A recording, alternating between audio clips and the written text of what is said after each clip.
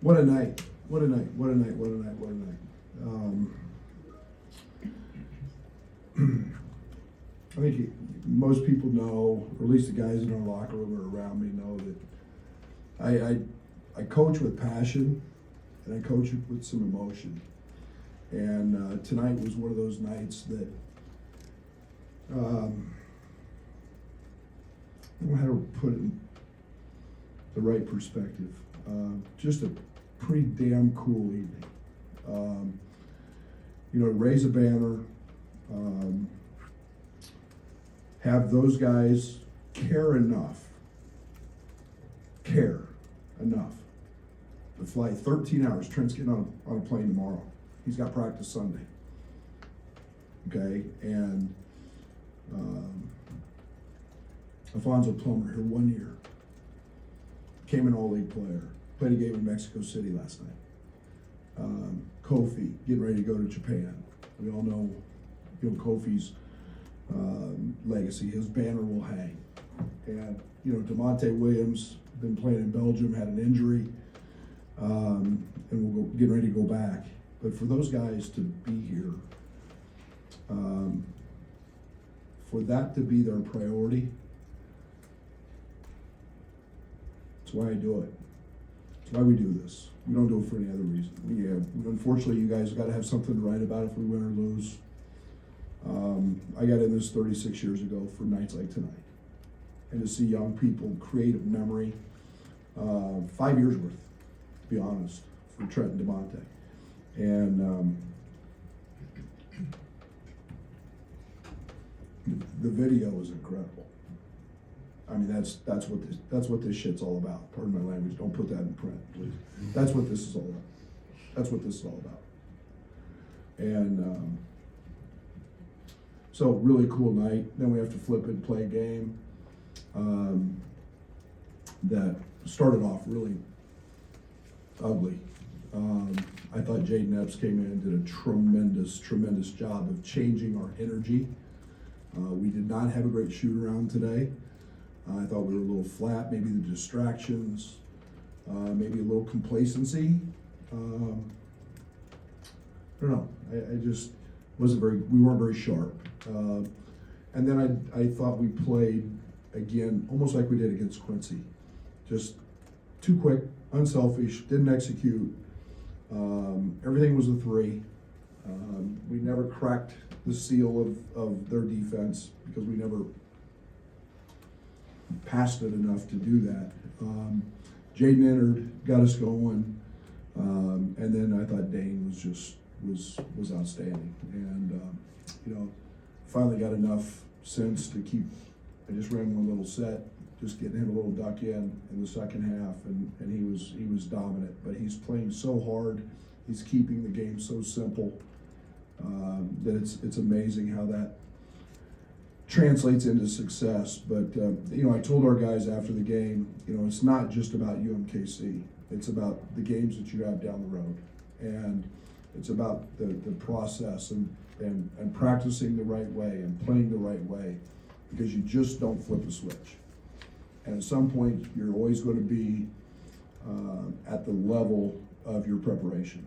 And today we didn't prepare very well, mentally.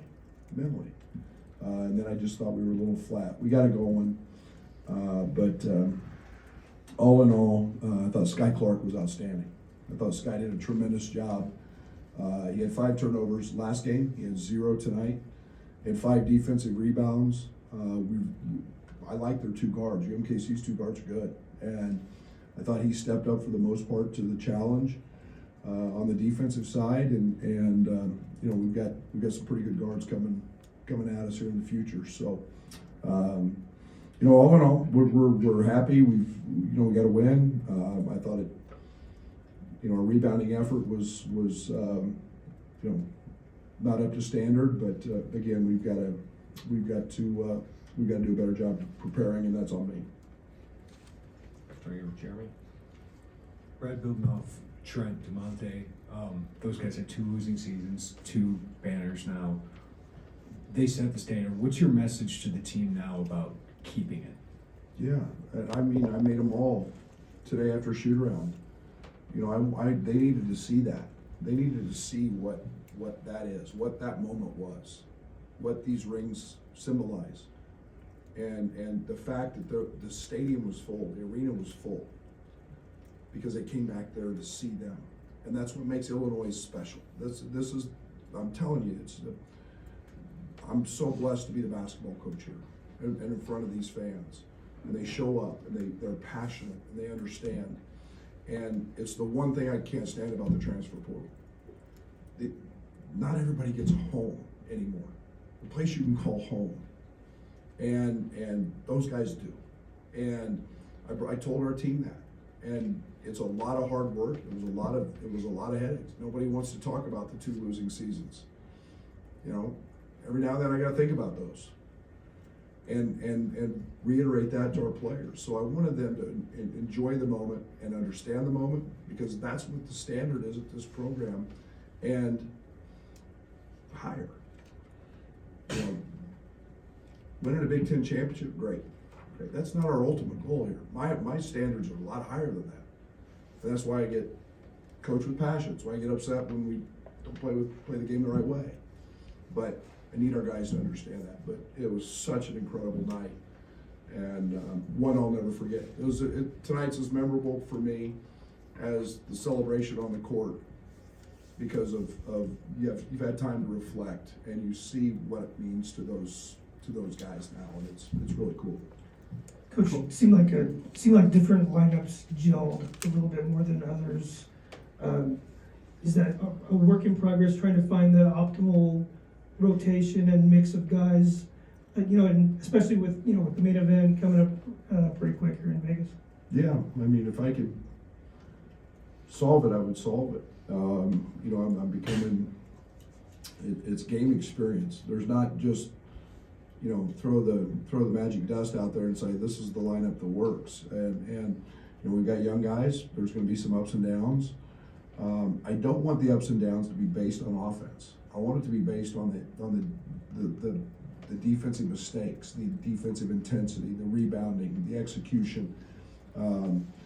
Still searching for that. You know, that's the advantage of having a veteran team. You know exactly what you've got. Sincere wasn't as good tonight, you know, and it was reflective of his shoot around. You know, Coleman wasn't as good tonight in terms of making threes, but he got going in the second half. I challenged him at halftime. It's not based on how you shoot the ball. It's based on all the other things that you do. So we're still trying to find that. And Dane's been extremely consistent, so I'm starting to feel pretty good about that one. Coach, I'd like to go back to Trent. When you got here, Trent had an opportunity to leave, and we were at the press conference, most of us, and he told us he believed in you. And looking back at it, you know, on his career, how important was he to you personally? Thank goodness I made a recruiting trip when I was at Stephen F. Austin to see him. So I had a little bit of a relationship. He at least knew who I was. I mean,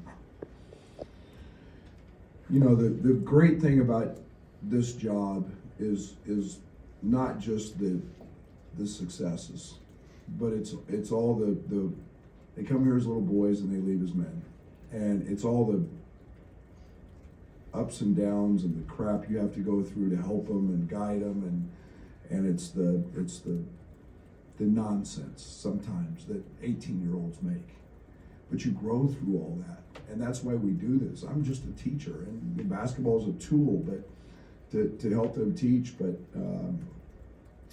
you know, I have so much respect for Trent because of his passion and his love for what he does, and you know, that's easy to fall in love with as a coach. And you know, I think he made a pretty good decision staying. You know, at the end of the day, I think he's beloved here for a lifetime. Coach Dane dropped the names yesterday, Olajuwon and Duncan, as guys he watches on film in the post. What do you make of his skill set down there, just how smooth everything comes for him? Wow. Good thing I'm not on social media and didn't read that. Dane's really skilled. Dane, there's not much Dane can't do. He's right hand, left hand. Where we have to help Dane is by simplifying, not trying to do things too much. When Dane gets in trouble, he tries to overhandle and spin all the time. You know, he can play out on the floor because he can really handle it. I love the fact he watches those guys because he is that. He's kind of the dancing bear. You know, he's got great feet. He's light on his feet. He's got great length. You know, he's 265 pounds. I mean, when he hits you, you know it. And the thing I've been impressed with is just his tenacity on the glass. And that's been very consistent. And, you know, he's a ton. He's a ton. I mean, he was really good last year. Kofi had problems with him on the scout team. You know, just because you can't guard one shoulder, you can go either way. So I hope he continues to watch him, and you know, hopefully before this is all over, he's puts himself in that category or close. Right. Coach, you touched on Coleman a little bit. You know, has showing that maturity that maybe he didn't show a year ago.